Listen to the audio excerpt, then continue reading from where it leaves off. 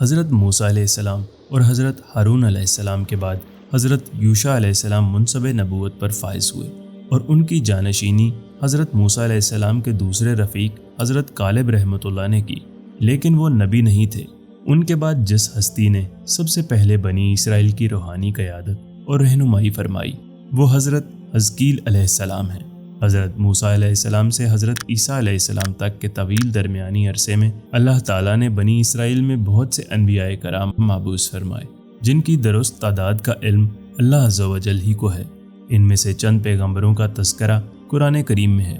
حضرت حزقیل علیہ السلام نے بنی اسرائیل سے کہا کہ تم سب تیار ہو جاؤ، ہم مشرکین سے جنگ کرنے جائیں گے تاکہ اللہ کے نام کو بلند کیا جا سکے۔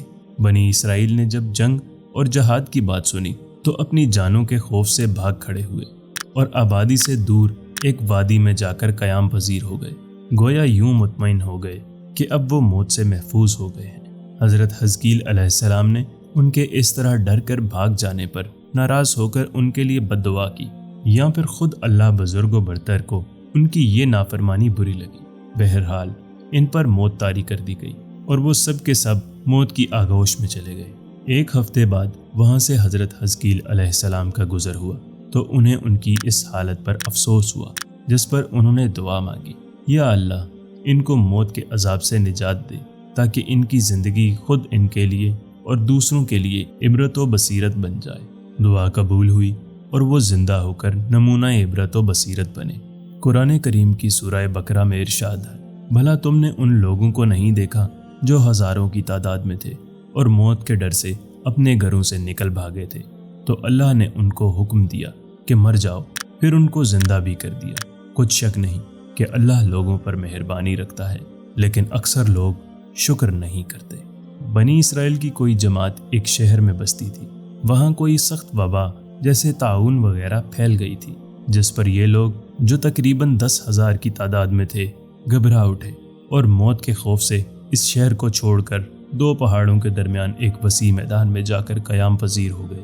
اللہ تبارک تعالیٰ نے ان پر اور دنیا کی دوسری اقوام پر یہ واضح کرنے کے لیے کہ کوئی موت سے نہیں بھاگ سکتا 2 فرشتے بھیج دیے جو اس میدان کے دونوں سروں پر آ کھڑے ہوئے اور ایک ایسی آواز دی کہ جسے سن کر سب کے سب بیک وقت مر گئے، ایک بھی شخص زندہ نہ رہا۔ آس پاس کے لوگوں کو جب اس واقعے کی اطلاع ہوئی تو وہاں پہنچے، لیکن 10,000 انسانوں کے کفن دفن کا انتظام کوئی آسان کام نہ تھا، اس لیے انہوں نے ان کے گرد ایک دائرہ سا بنا دیا۔ جلد ہی لاشیں گل سڑ گئیں اور ہڈیاں پڑی رہ گئیں۔ ایک عرصے بعد بنی اسرائیل کے پیغمبر حضرت حزقیل علیہ السلام اس مقام سے گزرے اور اس احاطے میں جگہ جگہ انسانی ہڈیوں کے ڈھانچے بکھرے دیکھ کر حیران رہ گئے۔ اللہ تعالیٰ نے بذریعہ وحی انہیں ان لوگوں کا پورا واقعہ بتلایا، جس پر حضرت حزقیل علیہ السلام نے دعا کی کہ یا اللہ ان لوگوں کو پھر زندہ فرما دے۔ اللہ تعالیٰ نے ان کی دعا قبول فرمائی اور انہیں حکم دیا کہ ان شکستہ ہڈیوں کو اس طرح خطاب فرمائیں، اے پرانی ہڈیوں، اللہ تمہیں حکم دیتا ہے کہ ہر جوڑ کی ہڈی اپنی جگہ جمع ہو جائے۔ پیغمبر کی زبان سے اللہ تعالیٰ کا حکم ان ہڈیوں نے سنا اور حکم کی تعمیل کی، جن کو دنیا بے عقل بے شعور سمجھتی ہے، مگر دنیا کے ہر ذرے کی طرح وہ بھی اللہ تعالیٰ کی تابع، فرما بردار اور اپنے وجود کے مناسب عقل و ادراک رکھتی ہے۔ قرآن پاک میں اسی طرف اشارہ ہے۔ اللہ تعالیٰ نے ہر چیز کو پیدا فرمایا، پھر اس کو اس کے حسب حال ہدایت فرمائی۔ آپ علیہ السلام کی آواز پر ہر شخص کی ہڈیاں اپنی اپنی جگہ جڑ گئیں۔ پھر حکم ہوا کہ اب ارواح سے یہ خطاب کیا جائے، اے ارواح، تمہیں اللہ تعالیٰ حکم دیتا ہے کہ اپنے اپنے اجسام میں لوٹ آؤ۔ یہ آواز سنتے ہی سارے لاشیں زندہ ہو کر کھڑے ہو گئے اور حیرت سے چاروں طرف دیکھنے لگے۔ یہ واقعہ دنیا بھر کے فلسفیوں اور عاقلوں کے لیے دعوت فکر، منکرین قیامت پر حجت قاطعہ ہونے کے ساتھ اس ہدایت پر بھی مشتمل ہے کہ موت کے خوف سے بھاگنا، خواہ جہاد سے ہو یا کسی وبا سے، اللہ تعالیٰ اور تقدیر پر ایمان رکھنے والوں کے لیے ممکن ہی نہیں۔ ہر شخص کا اس بات پر ایمان ہونا چاہیے کہ موت کا ایک وقت مقرر ہے، وہ نہ اس سے 1 سیکنڈ پہلے آ سکتی ہے اور نہ ایک لمحے کے لیے مؤخر ہو سکتی ہے۔ اس لیے فرار فضول ہے اور اللہ تعالیٰ کی ناراضی کا سبب بھی۔ جس بستی میں طاعون کی وبا پھیلی اس کا نام داوردان تھا۔ جو واسط شہر سے ذرا پہلے واقع تھی۔ بخاری و مسلم میں ہے کہ نبی کریم صلی اللہ علیہ وآلہ وسلم نے فرمایا کہ اس بیماری طاعون کے ذریعے اللہ تعالیٰ نے تم سے پہلی قوموں پر عذاب نازل فرمایا ہے۔ سو جب تم یہ سنو کہ کسی شہر میں طاعون یا کوئی اور وبائی مرض پھیل رہا ہے تو وہاں نہ جاؤ، اور اگر کسی بستی میں یہ مرض پھیل جائے اور تم وہاں موجود ہو تو وہاں سے بھاگ کر نہ نکلو۔ خلیفہ دوم امیر المومنین سیدنا عمر فاروق رضی اللہ تعالیٰ عنہ ایک مرتبہ شام کے سفر پر روانہ ہوئے۔ ابھی آپ رضی اللہ تعالیٰ شام کی سرحد کے قریب تبوک سے ذرا پہلے مقام سرخ تک پہنچے تھے کہ شام میں طاعون پھیلنے کی اطلاع ملی۔ یہ ملک شام کی تاریخ کا ایک بڑا سانحہ تھا جس میں بہت سے صحابہ اور تابعین بھی لقمہ اجل بنے۔ امیر المومنین نے رک کر صحابہ کرام سے مشورہ کیا، لیکن کوئی واضح فیصلہ نہ ہو سکا۔ حضرت عبد الرحمن بن عوف رضی اللہ تعالیٰ عنہ اس مجلس میں موجود نہیں تھے۔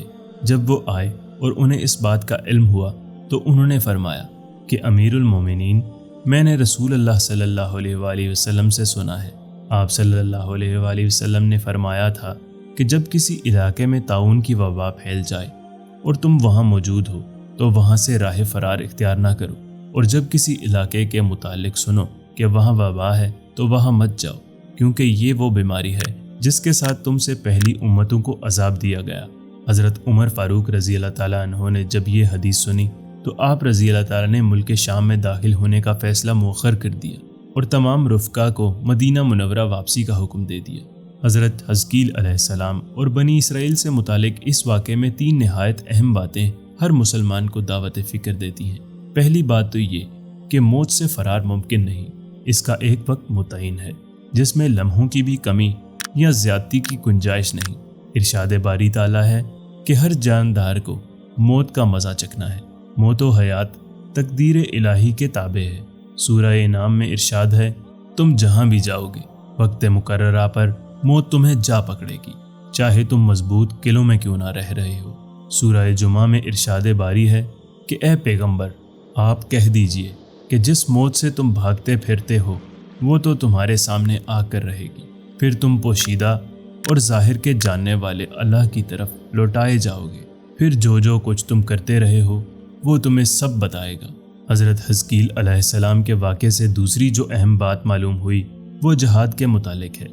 جہاد ایک افضل عبادت ہے، ہر مسلمان پر لازم ہے کہ وہ کسی نہ کسی طور جہاد فی سبیل اللہ میں حصہ لے۔ جو لوگ جہاد سے منہ موڑتے ہیں ان پر اللہ کا عذاب نازل ہوتا ہے۔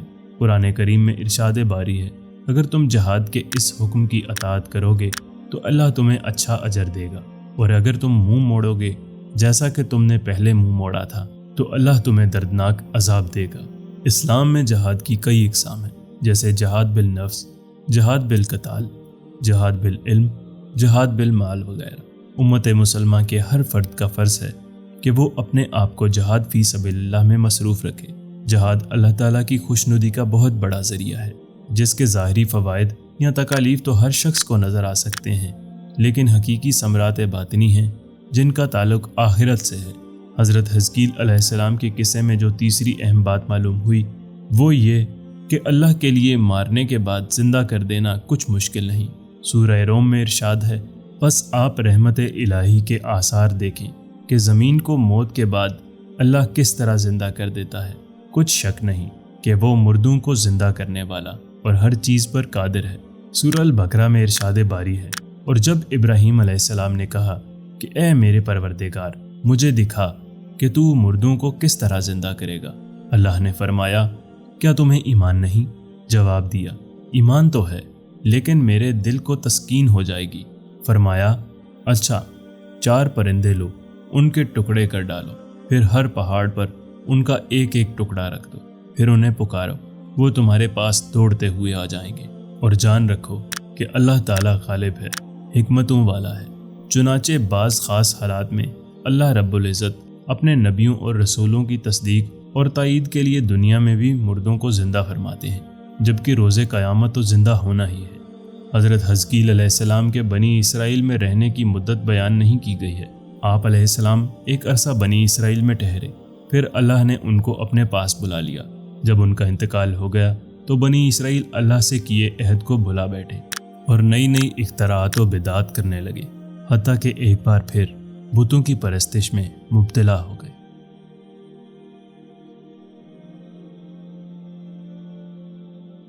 ویڈیو دیکھنے کا شکریہ، لائک کرنا نہ بھولیے گا۔ چینل کو سبسکرائب نہیں کیا تو ابھی کر لیں اور گھنٹی کا بٹن ضرور دبائیں۔